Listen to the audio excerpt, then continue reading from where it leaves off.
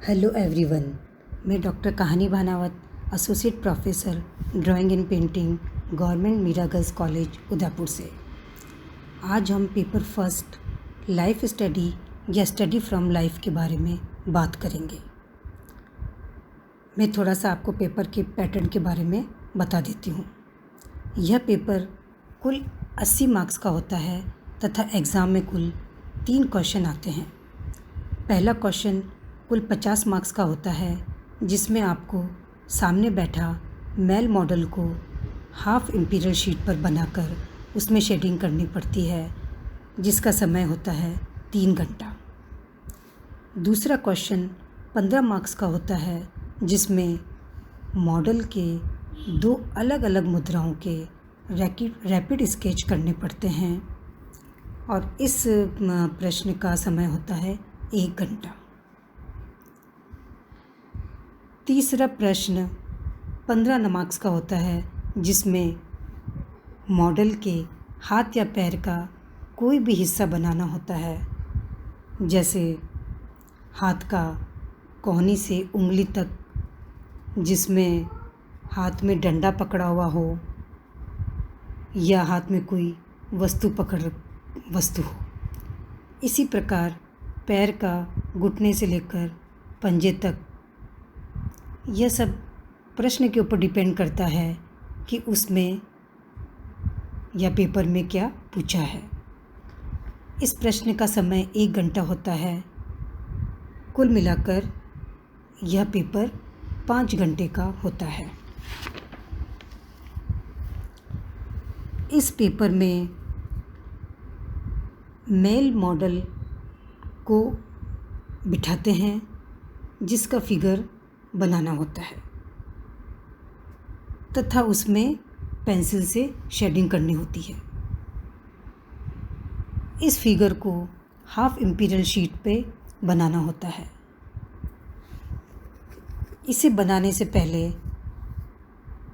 हमें फिगर के अलग अलग अंगों की प्रैक्टिस कर लें तो हमें बनाने में आसानी हो जाएगी, जैसे मुंह, हाथ, पैर, धड़, उंगलियां, पंजे, मुंह में भी आँख, नाक, होठ, कान आदि। और जब हम इन सब को मिला लेते हैं और जब इन सब की प्रैक्टिस हम कर लेंगे, तब हमारा एक पूरा ह्यूमन फिगर बनता है। इसके लिए आप घर पर ही कम से कम रोज़ 1 घंटा स्केच करें या अपने हाथ व पैर को अलग अलग एंगल में रखकर उसे बना सकती हैं लाइव देखकर कि उंगलियों की पोजीशन क्या है, कौन सी उंगली बड़ी है, कौन सी पहले बनानी है। उन सब का पोस्चर का ध्यान रखकर आप उसकी जितनी ज़्यादा प्रैक्टिस करेंगी, जितना ज़्यादा अभ्यास करेंगी, तभी उसको हम अच्छे से बना पाएंगे। इसके अलावा सामने रखी वस्तु का भी स्केच कर सकती हैं, जिससे आपकी स्केचिंग में काफ़ी सुधार होगा और आप बहुत अच्छे से उसे बना पाएंगी। इन सब में हम पहले उसकी ड्राइंग करेंगे, उसके बाद हम उसमें शेडिंग करेंगे। शेडिंग में भी पहले लाइट, फिर मीडियम और डार्क का यूज़ करेंगे। लाइव फिगर जो है उसको बनाना थोड़ा मुश्किल हो जाता है, क्योंकि वो स्टिल नहीं रहता और हिलता भी रहता है। जैसे मुंह की पोजीशन भी कई बार बदल जाती है, हाथ को कई बार उसने घुटने पर रख रखा होता है तो इधर उधर भी हो जाता है, पैर भी आगे पीछे हो जाते हैं।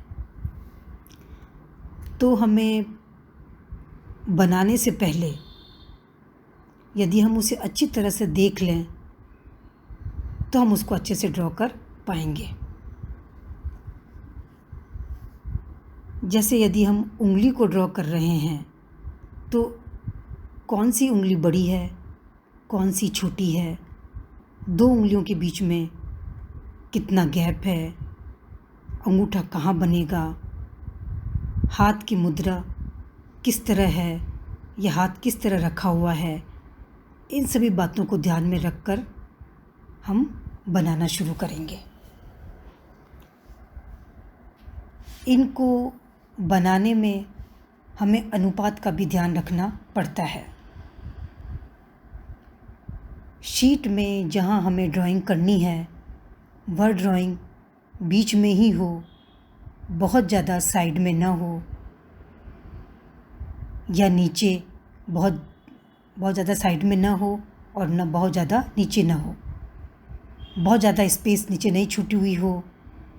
इन सभी बातों का ध्यान रखकर ही हम ड्राइंग शुरू करेंगे। यह विषय एक दिन का नहीं है, इसका हमें निरंतर प्रयास करना पड़ेगा, तभी हम उसे अच्छी तरह बना पाएंगे, क्योंकि यह एक प्रैक्टिकल सब्जेक्ट है। तो आज से ही आप प्रैक्टिस शुरू कर दें, तभी आप बहुत अच्छा मॉडल को बना पाएंगी और उसमें एक शेडिंग दे पाएंगी।